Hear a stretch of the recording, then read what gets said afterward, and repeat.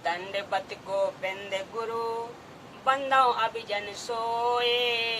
पहले भये प्रणाम तिन नमो जो आगे होए। गुरु को कीजे दंडवत कोट कोट प्रणाम। कीट न जाने ब्रंग को यो गुरु करे आप समान। सत्साई हाथ श्रोता बंधुओं, आज मैं आप लोगों के सामने मानव जीवन की भूल यही अभी मजा आएगा ना भिड़ो। जीव जब मानव शरीर प्राप्त करने के लिए माता के गर्भ में होता है, तब इसको छठे महीने चेतना आती है। वहाँ पर महा कष्ट भोगता है। ऊपर को पैर, नीचे को सिर होता है। जेर लिपटी होती है। गंदा रक्त आसपास लगा होता है। माता जो खट्टा मीठा खाती है, मिर्च युक्त भोजन खाती है, उसकी जलन बच्चे के शरीर पर जख्म पर नमक की तरह कष्ट पैदा करती है। बच्चा रोता है, आवाज नहीं निकलती है, इसी कारण से घूमता है। जब वो जीव माता के गर्भ में आता है तो महान कष्ट उठाता है। ऊपर को पैर, नीचे को सिर होता है। उस समय वह परमात्मा को याद करता है, परंतु जन्म लेते ही काल के जाल में फंसकर परमात्मा से जो वायदा किया था कि आपका भजन करूंगा, कभी नहीं भूलूंगा, मुझे इस नरक से निकाल दो, वह भूल जाता है। उस समर्थ की रीझ छुपाई, कुल कुटुंब से राता, गर्भ के अंदर वचन करे थे, कहाँ गई वो बाता। जब गर्भ में कष्ट था, परमात्मा से पुकार की, भक्ति का वायदा किया। परमेश्वर ने प्रसन्न होकर तेरे को सकुशल बाहर निकाला। अब कुल परिवार में लीन हो गया। परमेश्वर को भूल गया है। जवान स्त्री के साथ मिलकर परिवार तो उत्पन्न कर लिया, परंतु परमात्मा को भूल गया। फिर मृत्यु होगी, आगे फिर धर्म राय मिलेगा। फिर वह फिर पूछेगा कि जो वायदा परमात्मा से किया था वह फिर नहीं निभाया, तो फिर कहेगा गलती बन गई। एक जन्म मनुष्य का और दे दो, अब के कोई गलती नहीं करूंगा। धर्म राय ये बातें सुन सुनकर तंग आ चुका होगा और तेरे को पशु बनाएगा। तू बैल तथा गधे की योनि भोगेगा। यदि सतगुरु की शरण लेकर साधना करता तो सर्व पाप समाप्त हो जाते और सतलोक में निवास होता। जगजीवन एक राजा था। जब वह जीव माता के गर्भ में था, उस समय रो रो कर परमात्मा से गर्भ के कष्ट से मुक्ति की प्रार्थना कर रहा था। तब परमेश्वर कबीर जी उसके पास गए और कहा कि हे भक्त, जब जब आप कष्ट में होते हो तब ही मुझे याद करते हो। जब आप सुखी होते हो तब मुझे याद नहीं करते। उस समय माया, धन संपत्ति तथा मौज मस्ती, बकवाद याद करते हो, तब मुझे याद नहीं करते। यदि आप सुख में याद करते तो ये दिन देखने नहीं पड़ते। कबीर दुख में सुमरन सब करे, सुख में करे ना कोई। जो सुख में सुमिरन करे तो दुख काहे को होए। जगजीवन पूर्व जन्म में सतगुरु कबीर जी के शिष्य थे। भक्ति की, परंतु बाद में लोक लाज में आकर सतगुरु शरण त्याग कर वही पारंपरिक भक्ति करने लगा। अन्य मौज मस्ती भी करने लगा, जिस कारण से पुनः जन्म मरण के चक्र में गिर गया। जब वह माता के गर्भ में आया तब नानी याद आई, तब सतगुरु याद आए। गर्भ में जीव महादुखी होता है। गर्भ में छठी महीने जीव को चेतना आती है, दुख सुख महसूस होने लगता है। गर्भ में जगजीवन वाला जीव परमात्मा को याद करके पुकारने लगा कि हे परमात्मा, मैं महाकष्ट में हूँ, आपके बिना मेरा कोई नहीं। हे स्वामी, मेरा कष्ट दूर करो। हे अंतर्यामी, मैं प्रतिज्ञा करता हूँ कि मैं आप सत्पुरुष का दास हूँ, यानी सेवक बनकर रहूंगा। आन देव यानी आपके अतिरिक्त किसी अन्य देव की भक्ति नहीं करूंगा। आन देव के निकट नहीं जाऊंगा। हे सतगुरु, मैं आपका चेहरा सदा बना रहूंगा। दम दम यानी श्वास श्वास में आपका नाम उच्चारण यानी जाप किया करूंगा। नित उठ चरणापनत ले तन मन धन न्यौछावर करते हूँ। मैं जो कमाई करूंगा यानी मेहनत मजदूरी व्यापार नौकरी आदि से जो धन कमाऊंगा उसका आधा भाग गुरु चरणों में दान किया करूंगा। हे प्रभु, एक बार मुझे गर्भ से निकाल दो, फिर मैं किसी कुबुद्धि की शिक्षा नहीं मानूंगा। हराम माल यानी रिश्वत से, चोरी से, हेरा फेरी से मिलने वाले धन माल को विष के तुल्य मानूंगा। कभी नहीं छूऊंगा। कुल की लोक लाज मान बढ़ाई को त्याग दूंगा। केवल संतों भक्तों तथा सतगुरु से सगाई यानी रिश्ता रखूंगा।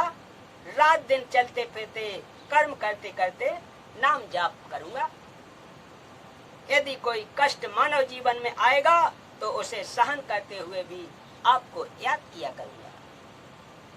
नाम जाप करना नहीं त्यागूंगा। गुरु चरणों से दूर नहीं होऊंगा।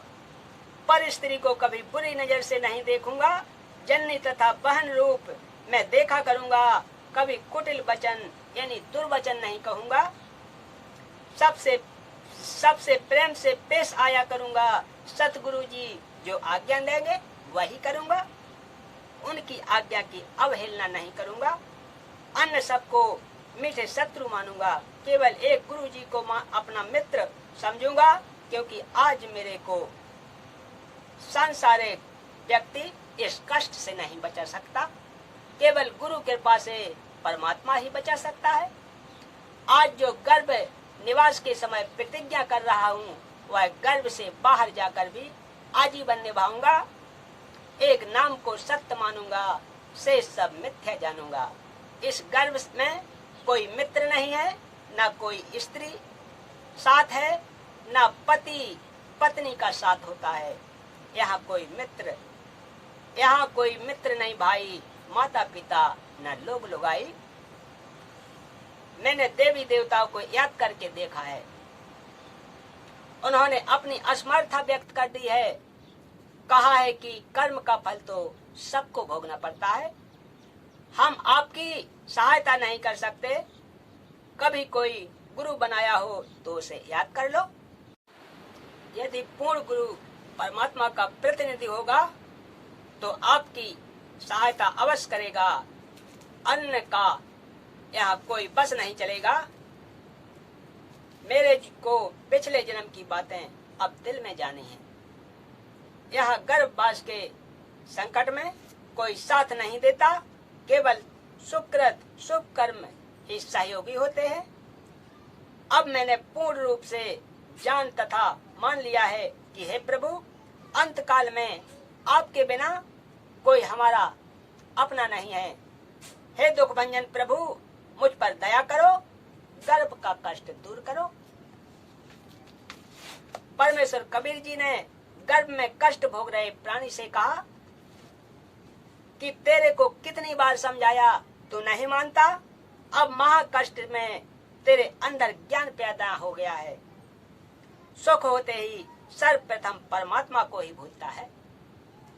बाहर जाने के पश्चात तो समझाने से भी मेरा यही ज्ञान तेरे हृदय में प्रवेश नहीं करता है। बहुत संकट में तो उपजा ज्ञाना, बाहर निकल सब ही बिसराना। अब संकट में तो ज्ञानी बना है, सुख होते ही बदल जाता है। तूने किसी जन्म में मेरी भक्ति की थी, इस कारण से मैं तेरा कुछ कष्ट हल्का करता हूँ। भविष्य में ध्यान रखना। परमेश्वर कबीर जी दीनदयाल हैं, प्रत्येक प्राणी के जनक हैं। वे पिता का कर्तव्य पालन करते हुए हंस को संकट मुक्त करके कृतार्थ करते हैं। इसी कारण जग जीवन के जीव को संकट मुक्त किया।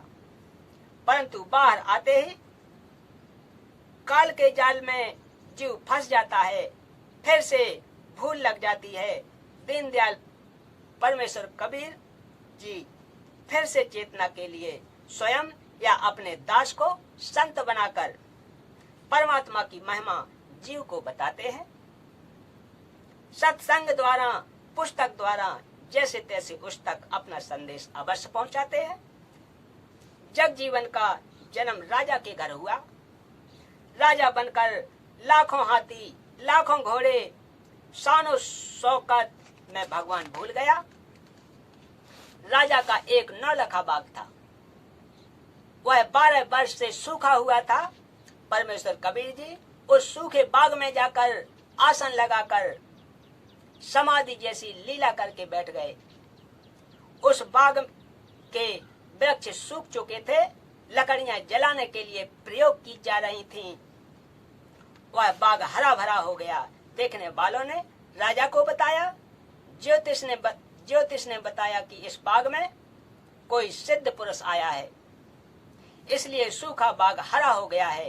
राजा को पता चला तो बाग देखने गया।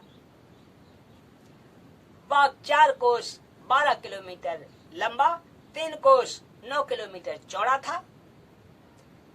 खोज करने पर परमात्मा कबीर जी समाधि लगाए बैठे दिखे। राजा ने चरण छुए, परमेश्वर ने आंखें खोली। राजा ने कहा, धन्य है भाग मेरे, प्यासे के पास गंगा आई है। आपने मेरा बाग हरा भरा कर दिया। सतगुरु बोले कि हे राजन, मुझे तो व्यर्थ बड़ाई दे रहे हो, मैं तो हरे बाग को देखकर साधना करने बैठ गया था। राजा ने कहा कि हे परमात्मा, यह 12 वर्ष से सूखा पड़ा था, हमने आपको पहचान लिया है। राजा ने संकेत करके पालकी मंगवाई, उसमें बैठा कर घर में ले चले।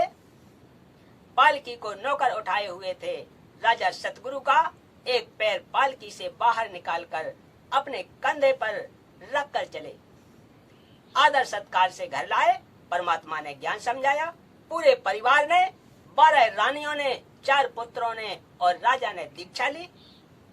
राजा को सतलोक दिखाया। उसने सब परिवार को बताया। सबने कहा कि हे सतगुरु, अभी ले चलो। सतगुरु ने कहा कि हे राजा जगजीवन तथा उसके परिवार से सतगुरु ने कहा, आप भक्ति की कमाई करो और अपने सांसारिक कार्य भी करो। जब जीवन का समय पूरा होगा तब सतलोक ले चलूंगा। सबने आजीवन भक्ति की और सतलोक में अमर शरीर पूर्ण मोक्ष प्राप्त किया। बोलो सतगुरुदेव की जय।